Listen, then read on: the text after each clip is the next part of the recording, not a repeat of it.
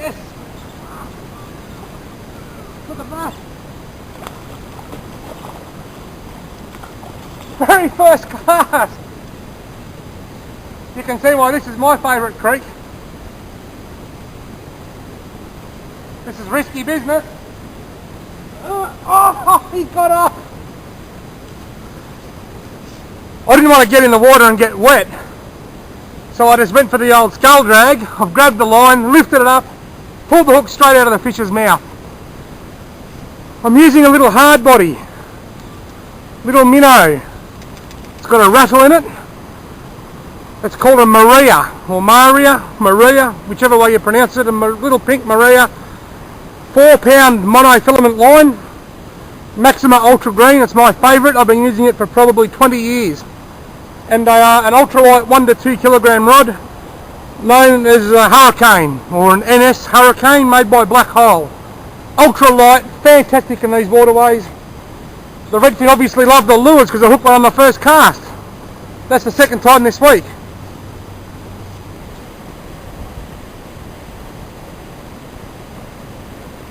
Oh. I had a strike.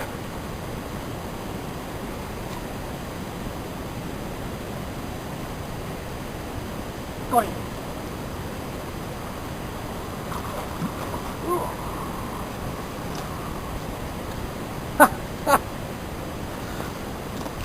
Look at that, nice redfin.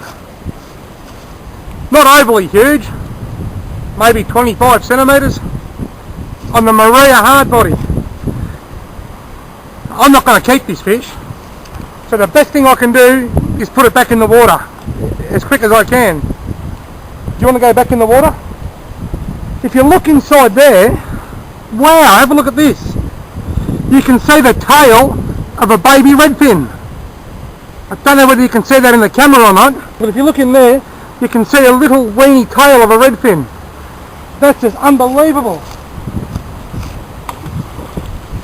That's what I was saying the other day when I made that little video clip. These bigger fish eat the little fish and help keep the numbers balanced. And that is prime evidence of that. That redfin had a little redfin that long in its gob. Any wonder it took the little Maria hard body. Because it likes little fish.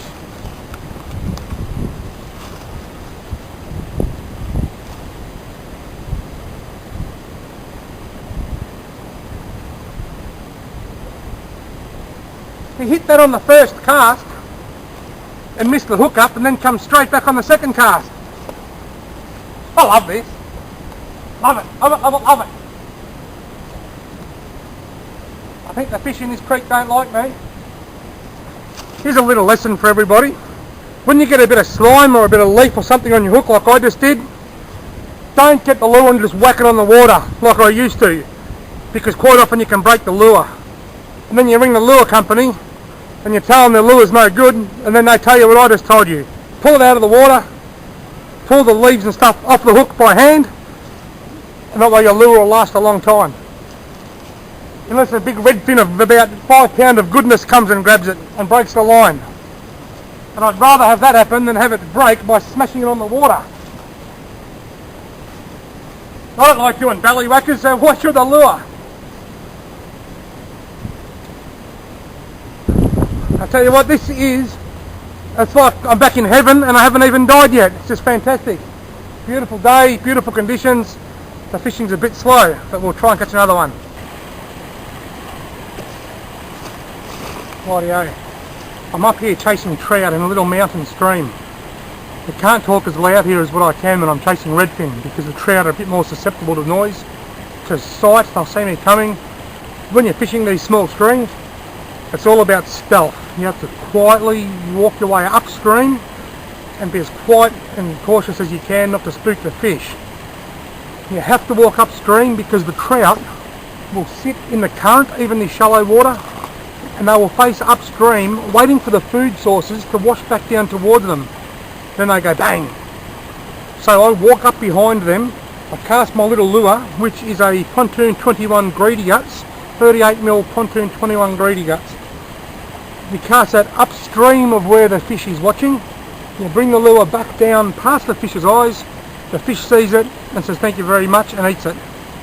If you walk downstream, not only do the fish see you coming, but all your disturbance as you walk off the dirt and the rocks washes down into the fish's face, and they know you're coming, and they're spooking before you get around the corner.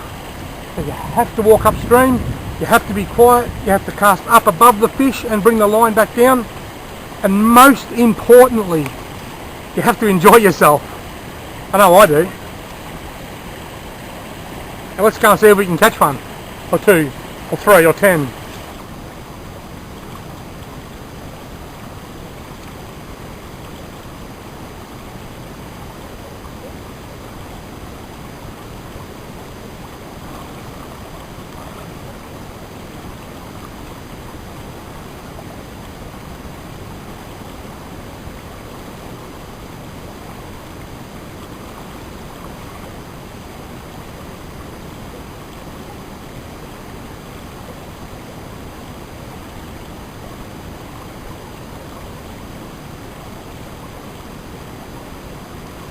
Had quite a few little trout follow the lure and just kind of escorted out of the hole. They didn't actually swipe at the lure. That's common this time of year.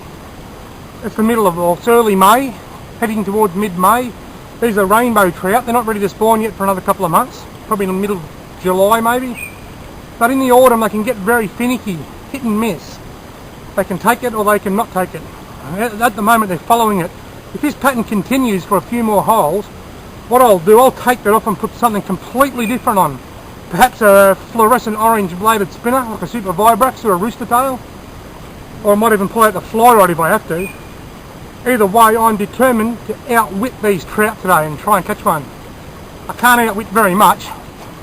Hopefully I can outwit a trout.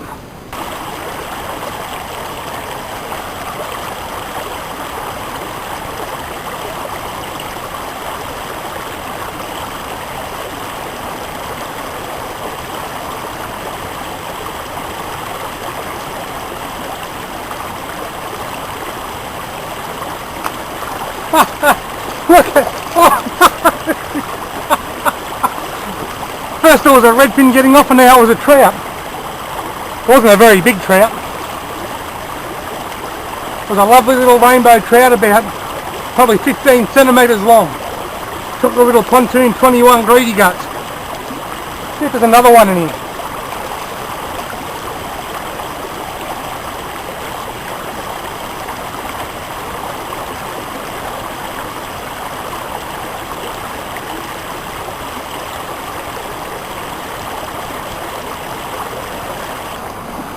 Okay, before I've moved any further, I've taken off the pontoon 21 and I've put on this. That's a rooster tail, a bright orange rooster tail.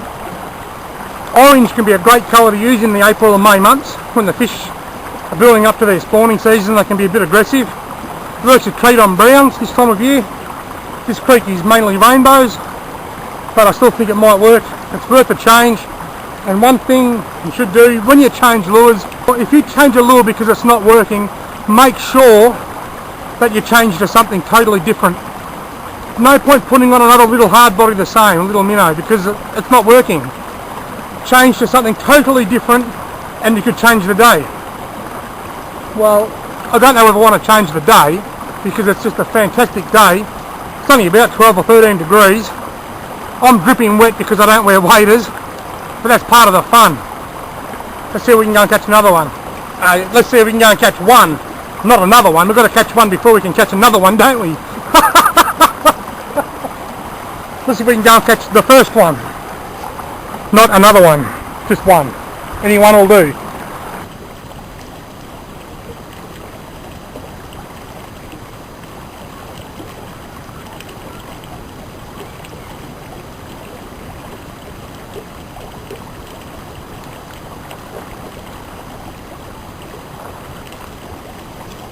Bump, bump, bump. Another one bites the dust. Hook another one. I held him out of the air by the fishing line, which you shouldn't do, and I lost him. He was about that long.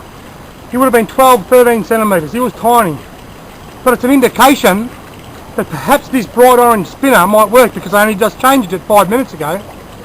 But also, I didn't want to keep that fish. I don't keep many fish anyway, but I wanted to put that fish back, so I deliberately didn't hold the fish. I only held the spinner, the line, because if the fish gets off, it hasn't been touched. Sometimes when you touch the fish, you damage their protective slime. I didn't damage his slime. He's a happy fish, he's free, he'll live. If you hold them too long and you damage their slime, they can become susceptible to wounds, infections, and all sorts of things. That's why they have the slime. So if you don't have to hold them, sometimes it's better that you don't. I was going to hold him up and show you the rainbow trout. Nearly would have needed a microscope to see it. But oh well. Maybe the next time I might just have a decent fish in it if we're lucky. Another one bites dust.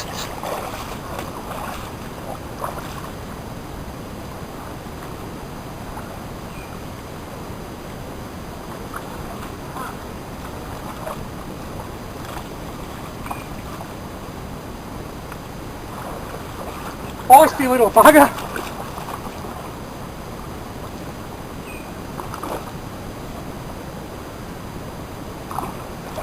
Have a look at that. Only a small trout. That is a rainbow trout caught on the fluorescent orange rooster tail spinner. The reason it's called a rainbow, whoa, look out. Trout have a habit of doing that. I'll just unhook him and remove this rod. The reason he's called a rainbow is because of the crimson stripe. You see that red stripe runs right along there? You can see it on his gills, on his tail, his fins. Brown trout sometimes have spots on their tail. Rainbow trout always have spots on their tail. And they don't always have that crimson stripe, but they nearly always have some sort of flash of red on their gills. But most of them have the crimson stripe, the spots on the tail, and the spots everywhere else. And the young ones, the juveniles like this, have these paw markings, they're called. That indicates that that's a young fish. Let's put this young fish back.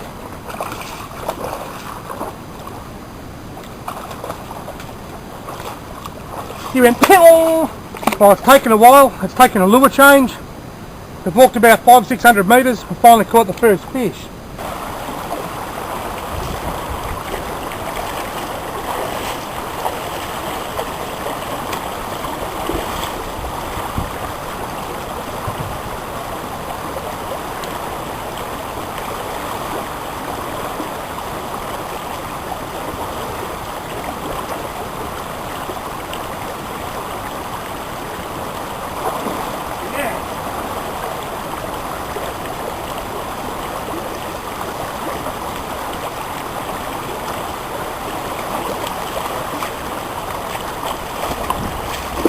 Once again,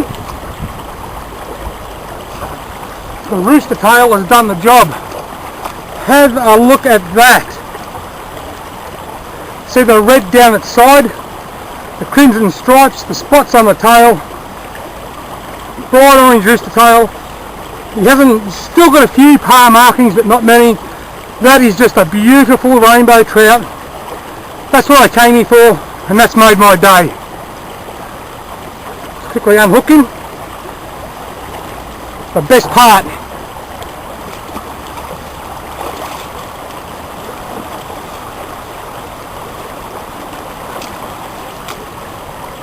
These fish are very fit. I'll put him in the rapids. He can swim up if he wants. Hopefully he swims down, so I've got a chance at another fish in that same hole. Love it!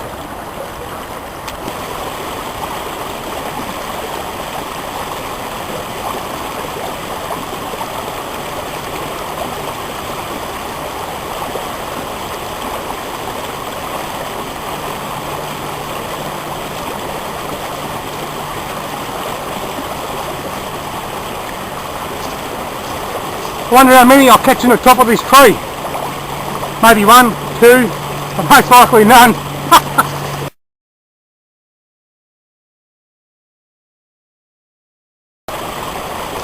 I got me spinner back. I got me spinner back. Nearly had to pull half the tree down to get it back. But I got it back.